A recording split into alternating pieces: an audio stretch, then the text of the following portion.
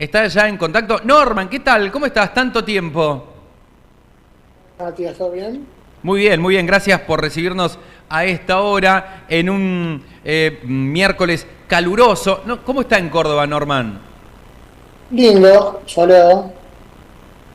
Bueno, perfecto.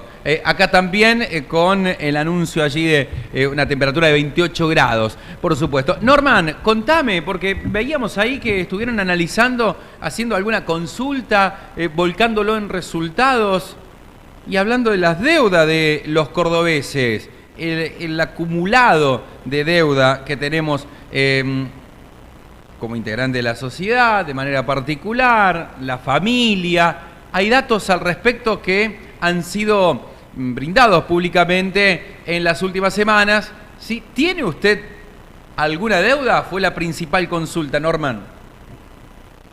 Sí, forma parte de un seguimiento sistemático que hacemos de información y es una pregunta que venimos haciendo desde el 2016 para ver cómo es el estado, digamos, de la situación financiera de los cordobeses.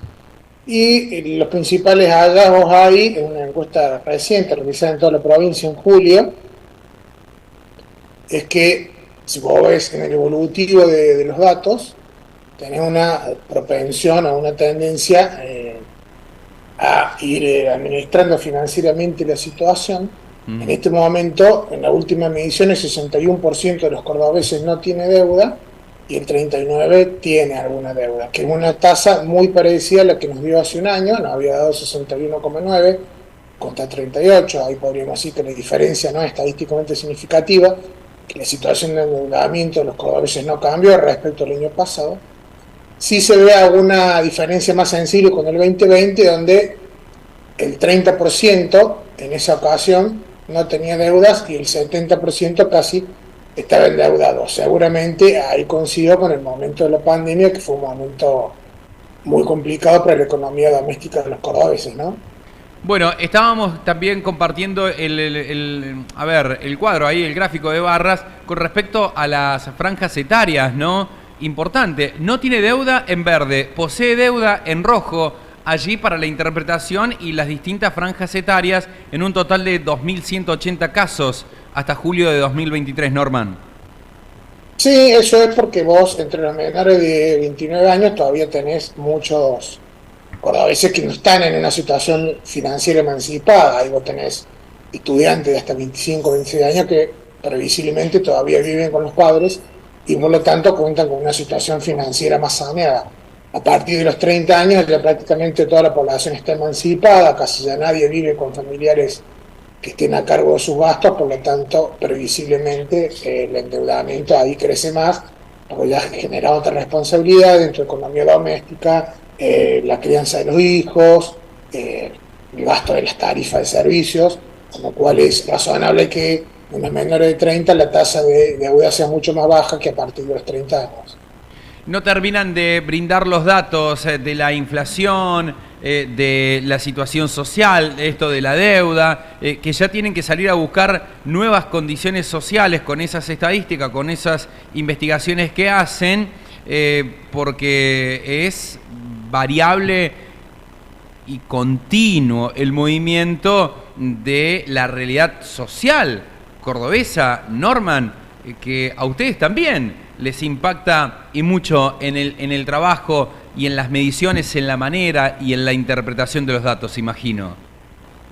Sin duda, ayer se conoció el dato de inflación que dio 6,3, dio un poquito más alto que el del mes pasado, pero en principio los pronósticos para los próximos meses es que probablemente la inflación vuelva a crecer y no vayamos a inflación en las tasas de los dígitos, o sea, de 10% para arriba, y sin duda esa es una situación de coyuntura que complica la economía doméstica de la gran mayoría de la población.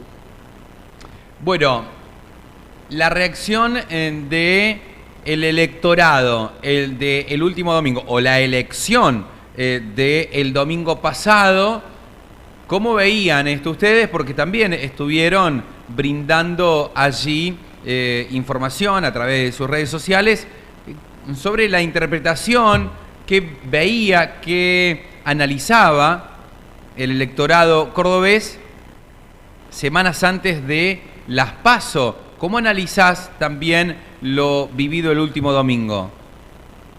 Bueno, lo que vimos el último domingo fue una elección donde Milei quedó primero en la provincia de Córdoba, perjudicó sobre todo a Juntos por el Cambio, que tenía una apuesta grande en Córdoba. No nos olvidemos que en 2015, ya en la primera vuelta de 2015, en el balotaje de aquel noviembre de 2015, Córdoba fue la que le otorgó la presidencia a Macri.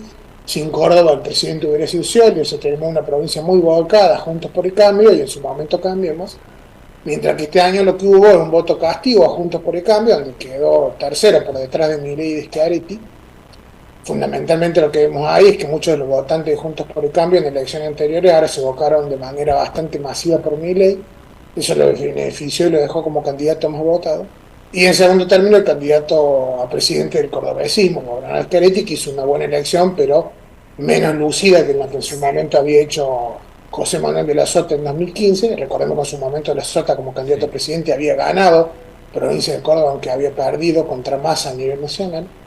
Y lo que estamos viendo ahora probablemente es que esa mala elección que hizo Juntos por el Cambio en provincia de Córdoba, que se suma sería la tercera elección, digamos, con pronóstico negativo para Juntos por el Cambio, perdió la elección de intendente a capital y antes la elección de gobernador, se suma una saga de elecciones desafortunadas para ese sector. Habría que ver ahora cómo se acomoda de cara a la primera vuelta de octubre, donde Patricia Bullrich va a necesitar votos cordobeses para poder tratar de entrar a un balotaje. Caso contrario, probablemente exista alguna chance de que veamos un balotaje entre Milei y Massa, ¿no? Se veía internamente, ahí institucionalmente, ahí desde Delfo, esto lo que ocurrió o terminó pasando el domingo con la elección de Milei, o en las mediciones se analizaban otros números y como se viene conociendo, aquel que es encuestado, aquel que es consultado por la cuestión política, por sobre su elección y su voto, bien te engaño o cambia la decisión que había dado entonces los números de una encuesta, de un sondeo, son distintos a los de un domingo de elecciones. Norman. Bueno, nosotros ya veníamos viendo que Milei venía en alza. Había alguna duda sobre si podía terminar primero o iba a quedar segundo detrás de Schiaretti, pero sí es cierto que cada vez más gente toma la decisión de voto el mismo día de la elección, entonces eso te puede variar el resultado en alguna proporción respecto a la última encuesta. Pero nosotros en la última semana ya lo teníamos a Milei peleando el primer lugar con Schiaretti. No estábamos seguros de si iba a quedar primero, iba a quedar segundo por detrás de Schiaretti, pero ya se veía el alza de Milei y se veía una Juntos por el Cambio estancado, ¿no? Con lo cual el resultado no fue del todo sorpresivo. Bien, ¿y dónde se coloca eso? Porque vos tenés al que vota tal dentro de la consulta, el que vota tal, el que vota fulano, el que no va, él te dice no voy a votar, y el que te dice, bueno, el que está indeciso. Pero este que cambia, está variable. A ver, ¿dónde lo ubico en esa consulta que hacen, en ese sondeo? Porque se viene dando en las últimas elecciones y mucho, Norman, que de casa, camino a la escuela para votar, la decisión cambia.